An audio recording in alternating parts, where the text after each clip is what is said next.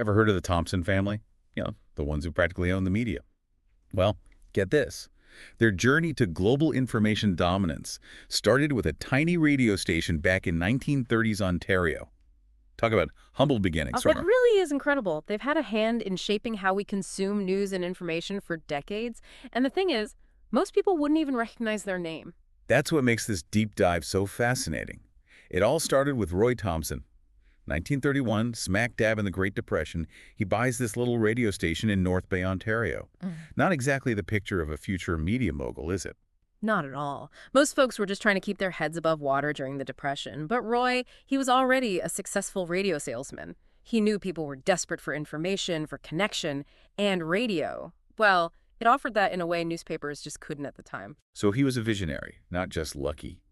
What was his next move? How did he turn a single station into, well, all this? Roy was all about strategy. He saw that Canadian media was scattered hundreds of small newspapers and radio stations, all independent. He realized he could consolidate, bring them together, so he started buying up struggling newspapers one by one. Creating a network. Exactly. He gained influence over advertisers, even started shaping public opinion. It was like he invented the blueprint for the media giants we see today. A true innovator. But Roy, he didn't stop at Canada, did he? Didn't he set his sights on something even bigger? Oh, absolutely. 1966, Roy Thomson makes a move that sends shockwaves through the entire media world. He bought the Times, right? The British newspaper. That's a power move if I've ever heard one. It cemented his place in history, that's for sure. It wasn't just business, acquiring a newspaper that prestigious. It was about global influence. Roy Thomson showed the world this Canadian entrepreneur was a force to be reckoned with. He built an empire. But empires, well, they don't last forever, do they? That's where Kenneth Thomson comes in, right? Yeah. Roy's son. He inherits this massive legacy in '76. What a time to take over, right? Now, Kenneth, here's where things get really interesting. Roy, he built his empire on newspapers, traditional media. But Kenneth, he sensed a change coming. The information age was dawning. Computers were becoming more common. The internet was on the horizon. Exactly. And Kenneth, he saw the future. He understood that data, especially financial data, would be gold in this new digital world. He didn't cling to the old ways. So he decided to lead the charge instead. Precisely. One of his biggest moves, he acquired West Publishing. They were the leading provider of legal and business information. It was a clear sign.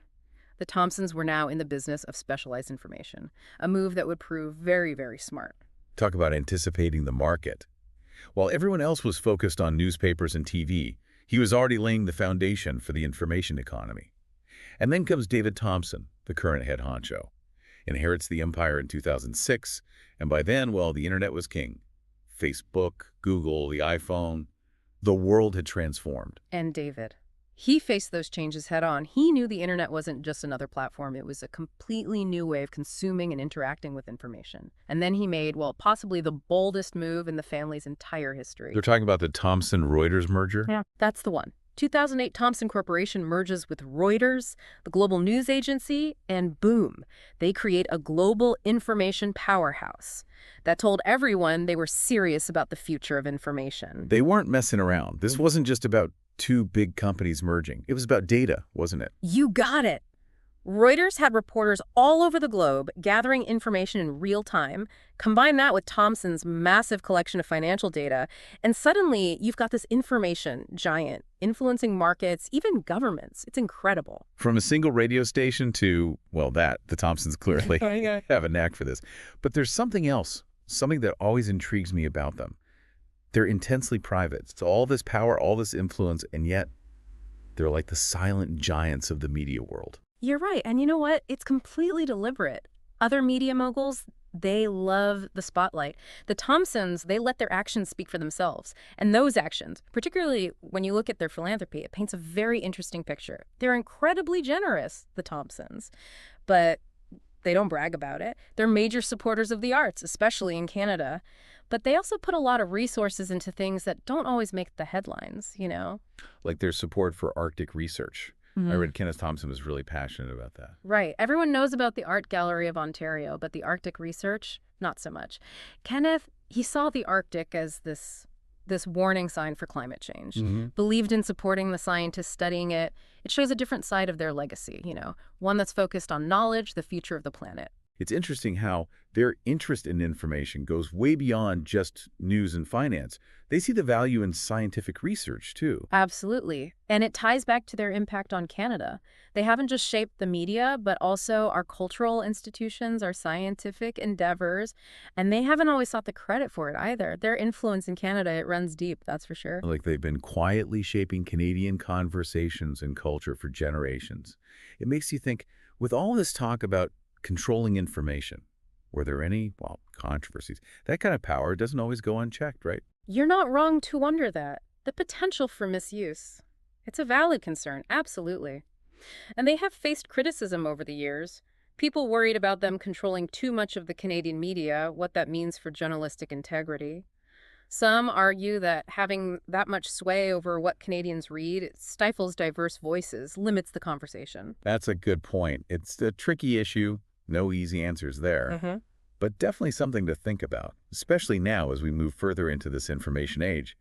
It's this weird balance, isn't it? They're incredibly powerful, but also private. It's like they've figured out how to be incredibly influential from the shadows. A real paradox, isn't it? They understand that information is king, especially today, and they've made themselves major players in that world, but they stay quiet about it, preferring to let their actions do the talking. Which just makes you even more curious about those actions, right? Like trying to solve a puzzle with half the pieces missing. Exactly. It adds a layer of mystery to the whole thing. What drives them? What do they ultimately want to see happen with information? And maybe the biggest question of all, how will what they do continue to shape the world around us? Those are questions worth thinking about as we head into the future. The Thomsons, their journey shows just how powerful information is, how it can change things in subtle ways. And their story isn't over yet, not by a long shot. Technology, it's changing faster than ever. It'll be interesting to see how the Thomsons adapt, what role they play in the next chapter of the information age. It's like they're playing a high-stakes game of chess, but on a global scale. And so far, they've been way ahead of the curve. What will their next move be? That's the million-dollar question, isn't it? We'll all be watching to see what happens next. The Thomsons, their legacy is still being written. And on that note, we've only just dipped our toes into the world of the Thomson family. Ambition, strategy, and a fascination with information, it's all there. It really makes you think about the connection between media, wealth, and influence. And the Thomsons, their story, it's far from over. You've seen how they went from one little radio station to an empire built on information, but that's just the beginning. There are so many more layers to this family than people realize. We've only just begun to uncover the extent of their business dealings, their philanthropy, and how have those decisions really impacted Canada, really the world. It's like we opened one door and found a whole mansion of stories waiting to be told. That's what makes these deep dives so fascinating, isn't it?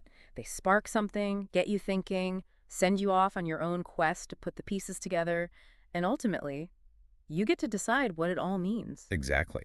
We've given you the roadmap, the highlights, the players. Now it's your turn to explore, to see what connections you make. And maybe more importantly, what it means looking ahead. We're in this world grappling with misinformation, AI on the rise. The way we get our information is changing faster than ever. The Thomson story, it's more relevant now than ever. It really makes you wonder. As technology keeps evolving, will a family like the Thomsons use their influence?